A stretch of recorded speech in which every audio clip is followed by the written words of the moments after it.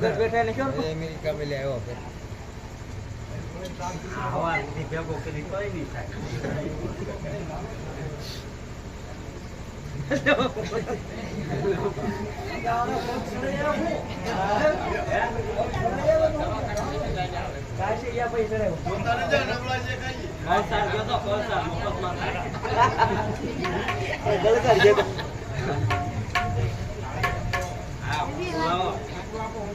સ્વયંસેવક ભાઈઓને વિનંતી પૈસા એને લઈ જાય